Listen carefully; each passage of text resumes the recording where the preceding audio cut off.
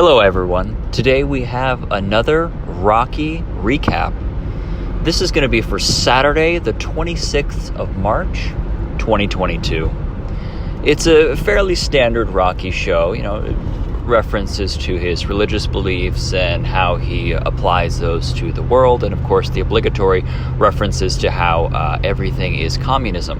So he starts off talking sort of against the concept of evolution, and of course evolution, like anything else, is a theory. It is a theory that has a decent amount of grounding, and a lot of people find that there is enough grounding in that theory to suspect that it's at least largely correct.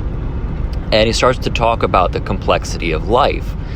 Specifically brings up an eagle, how its eyes work or how it's able to fly. And proponents of evolution might argue that there have been literally billions of years for creatures to refine those characteristics, and those that are more beneficial have been able to carry on as we move forward. Now, Rocky seems to think that this is the belief of someone who is ill-informed, and I don't think that's correct to say. I would be probably the first person to tell you that I am not certain about the origin of life, having studied both creationism and the evolutionary perspective quite a bit. I'm not going to dismiss either out of hand, honestly. And part of that's because I always try to keep an open mind about things. I learned a lot about evolution, and I thought it made a lot of sense. And I thought there's a decent amount of grounding in the fossil record for it, more so seemingly than the creationist perspective. There's sort of a middle ground perspective called, I think it's theological evolution, or something along those lines, or divine evolution. The idea being that a divine figure got the ball rolling, and things were allowed to proceed from there along sort of a prescribed set of rules. And so one of the reasons that I think there may be some legs to this, or perhaps the evolutionary perspective, is that we see life adapting and evolving to their conditions today. It's an ongoing process. So if you can see evidence of this process continuing, it stands to reason that it has happened before. And if you have fossils and bones that seem to indicate a progression over time of different features showing up in living forms, then it strongly suggests that maybe something is happening there. Certain creationists will say that those were put there to test your faith, and the tricky thing about a faith-based argument is it's very difficult to conclusively disprove, just as it is difficult to conclusively prove. All of this is to say, I'm not here to try to undermine Rocky's religious beliefs, because I think a person's religious beliefs are their right to have. I just think it is irresponsible and intellectually dishonest for someone to say that the evolutionary perspective is based on someone being ill-informed. That just doesn't seem to hold water. So that's, I guess, the first point I want to touch on there is just the sort of high horse that he has about his beliefs. I find very frustrating, because it's the sort of perspective that doesn't lend itself to growth. It's sort of the idea that everything is stagnant forever. You always have this set of beliefs that are eternally true all the time, regardless of changing circumstances or evidence. So it's frustrating to me, because that's not how I navigate the world. And he sort of talks about the possibility of someone that disagrees with him getting their own radio show or TV show and espousing whatever they're going to espouse. And he says, if he agrees, he will listen. And if he doesn't, he will walk away. And again, that's this sort of overarching trend with Rocky that I think is very counterproductive and counterintellectual, is he does not have interest in hearing out people on the other side of him. He doesn't have interest in the idea that he might be wrong, despite the fact that in his show he says, I might be wrong. But he doesn't seem to have any interest in being proven that he's wrong and perhaps changing it. Like, if I found out that I was wrong about something, I care more about truth than I do about a narrative. And that seems to be an area unfortunately, where Rocky and I differ. It's not something to brag about, to say, if I don't agree with you, I just won't listen to you. That's not the mark of a mature person. And then he went on to speak about whether or not he would go to war. He got this off of the fact that there hasn't been an official declaration of war for most of the hostilities we've been engaged with for quite some time now. And he said he wouldn't go because it wasn't legal. And this sort of gives an insight into how Rocky thinks. He has a very heavy emphasis on legality, structures of law. And that's probably somewhat influenced by his Christian background, as well as having gone through some difficult times overseas. A lot of times people that have that profile will be the type of person that will strongly believe in the rule of law. And again, you're allowed to have that belief. I'm not about to sit here and say you can't believe that way. I happen to believe that the law is a weapon, and like any other weapon, it can be used for good or for bad. But those are my perspectives. That's my belief. And I will tell you that's my belief. I won't speak about it as if it is fact. He then talked about how World War II started with the invasion of Poland. Like a lot of Rocky's historical facts, that's a little bit dubious. Hitler did expand to quite a few other places. It depends on who you ask. A lot of Americans will say that the war started with Pearl Harbor. Historians from a more global perspective may say that World War II started with the Spanish Civil War in the 1930s. It's sort of a dubious claim. It's not particularly relevant, but just sort of gives an idea that perhaps his frame of reference might be narrower than the audience is supposed to believe.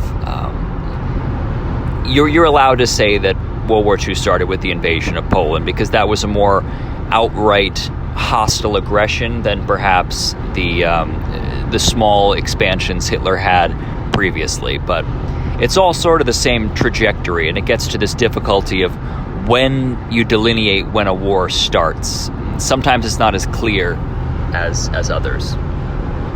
He went on to talk about Governor Northam and how, the baby could be killed post-abortion. Full disclosure, I haven't looked into too much of this anyways, but if a man were to say that, I'd be pretty bummed out about it. My perspective is I am not personally much of a fan of abortion. Having 2 children, I have a very hard time, now that I know them, deciding not to have that baby. If, for example, my wife and I were to have another kid accidentally, it would be hard for us, knowing the children we have now, to say no to that. And that's our decision. Those are our values. I'm not going to push my values on others. That's just sort of where I'm at. So if these allegations about Governor Northam are true, they went viral a year or so ago, so be it. I don't really like that. I think that's a terrible thing. But I'm also looking at this from the other perspective of, do we want to enshrine something in law that limits the rights of a possible mother to terminate a pregnancy that may be detrimental to her life? On the subject of abortion, from a leftist perspective, I am very much of the opinion that most people that pursue abortions do it for economic reasons, because having a child under our capitalist system is like a financial death sentence. So I happen to believe that if we didn't live under such constant desperation and a hamster wheel going nowhere, maybe the possibility of a pregnancy might be less threatening. It might just be a thing that happens. My wife and I are fairly financially stable, so we're not facing the full brunt of what most people face under American capitalism. And when we had our second daughter, it was not super intentional. We were just sort of saying we'll probably have another kid at some point. And that was okay because we didn't have this massive stress over us. Anyway, abortion's its whole own huge issue, very complicated, very nuanced, and when people try to flatten it, I think it's a disservice to the depth that argument and situation deserves. And Rocky then goes on to talk about how he gets very mad about things, and he says, he's actually much madder than he displays, and he's really holding it back, and says it's because he tells the truth. And again, I think Rocky tells his truth. I have no doubt that he is not a genuine person. I just don't think it's accurate to say he is telling the truth, because very much of what he says can't even be backed up by facts. And that, to me, disqualifies him from being a truth teller. He then begins to talk about this sort of transgender swimmer issue, which has been a big thing lately in the right-wing media, of course. I'm sure you've heard it. And he's talking about the question of what is a woman. And this came up in the Supreme Court interviews as well. And the candidate said something to the effect of, well, I'm not a biologist, so I can't tell you what a woman is. And there's an interesting nugget here of saying, yeah, if you are not a biologist, if it is not your role to determine the definition of a term, then you are not technically qualified to give your own opinions on that. And the lines of gender have become newly questioned in the past few decades. Historically speaking, they used to be a lot more fluid. There's ample evidence of that in both the historical record and currently surviving cultures that maintain a different understanding of gender and sexuality, which is to say that our understanding is not the only understanding. So a lawyer whose job it is to determine laws, a lawyer, or in this case, a Supreme Court justice whose job is to weigh in on the constitutionality of law, it's not really their position to determine what a woman is biologically. There can be a legal term, but sometimes the legal terms also differ from the technical reality. A great example of this would be assault weapons. So assault weapons is a legal term that has no real basis in the functionality of a weapon. It derives its terminology from assault rifle, which refers to a specific type of gun that it has what's called select fire. The ability to toggle between fully automatic and semi-automatic, or perhaps burst firing. That's what an assault rifle is. And in the 90s, they came up with this term assault weapon, and since then it's become entirely arbitrary. So again, it sort of highlights the distinction between a legal term and a technical term. All of this is to say that there's a lot of debate right now on what delineates a woman, because you can approach this from the social perspective of what the social roles of a woman are. You can talk about it by your external anatomy. You can talk about it by your chromosomes. You can talk about it by your ability to bear children or not. There's all these variables that can come into play. And there are people out there that we would categorize as women that fall outside of that. And there are people out there that we would categorize as men that fall outside of that. And so to make this open and shut, like most things, sort of fails the obligation we have to give the intellectual rigor that is required to explore these topics. I am by no means a gender scientist. That's not really my thing. With that said, I know enough about it to know that there's a lot of nuance and a lot of interesting stuff to get into there. Unfortunately, we lost a lot of that information when the Institute for Sexual Research was burned by the Nazis in the 30s, sort of akin to the Great Library of Alexandria burning, but for trans folks, gay folks, the whole crew. There was a lot of research out there for those folks, and in Weimar, Germany, believe it or not, was a place where folks were learning a lot about this and giving it the real scientific exploration that it deserved. And it was all destroyed by the Nazis because it was deemed deviant. Like most other things destroyed by the Nazis, set us back quite a long ways. And whether or not you support the rights of these folks, I think if you have a scientific mind, you would want to get as much information as possible and get as many perspectives as possible. So, what is a woman? To me, as someone who has very little investment in gender roles and how things work, if someone identifies as such, that is sufficient for me to be fine. Whatever. Sure. I just don't have that investment in the definitions of gender and sexuality to have any firm opinions on it, because to me it's just so far from being relevant.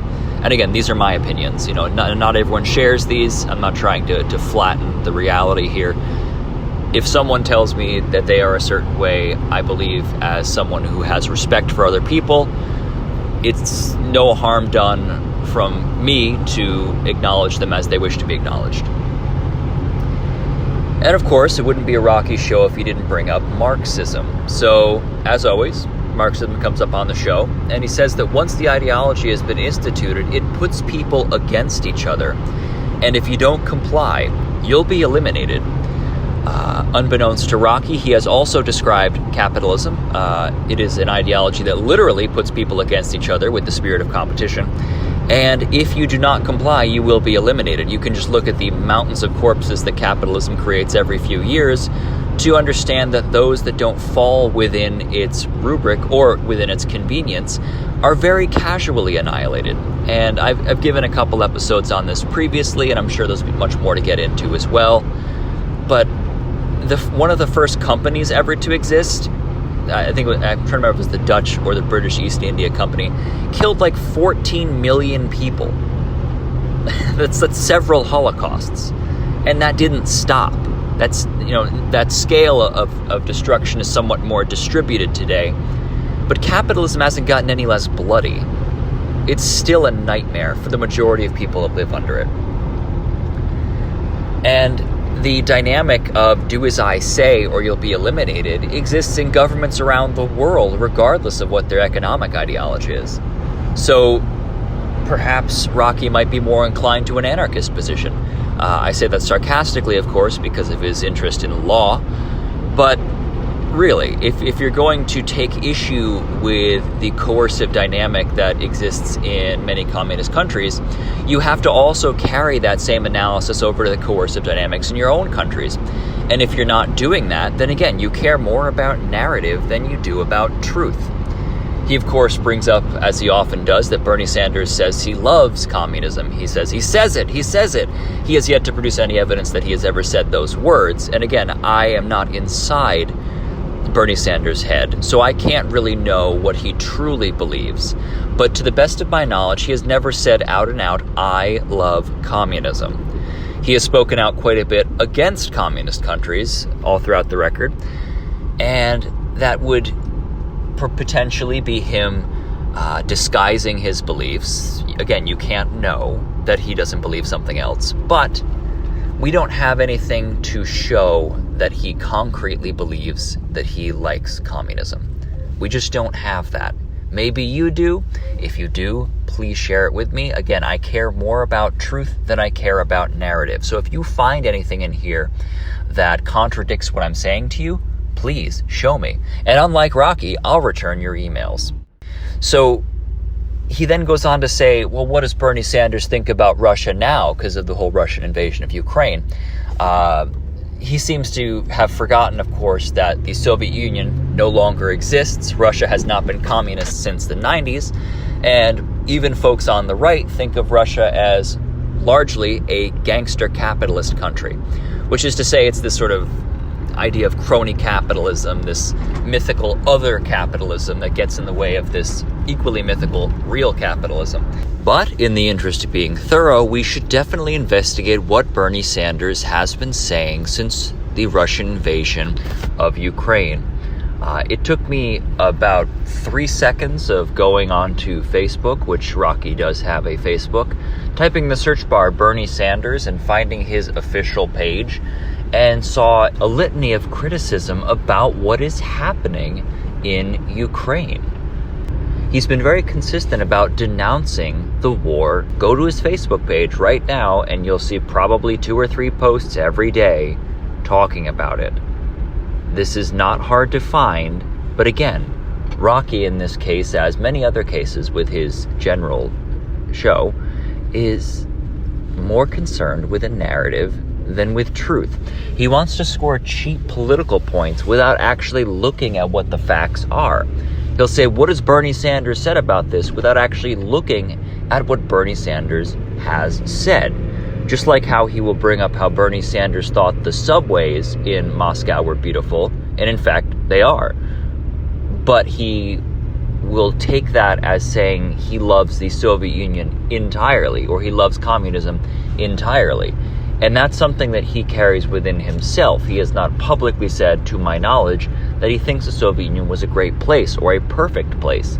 But like any place in the world, it got some things right. And even our enemies are people that we can learn from. And if we're not humble enough to understand that we can learn from our adversaries, then we're lost. He also talked about how Cuba had figured out quite a few things, despite the fact that he has repeatedly, on the record, condemned the Cuban regime.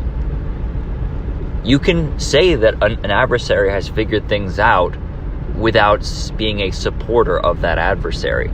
And a lot of people on the actual left are very critical of Bernie Sanders for taking a lot of these positions that are pretty far on the side of anti-communist.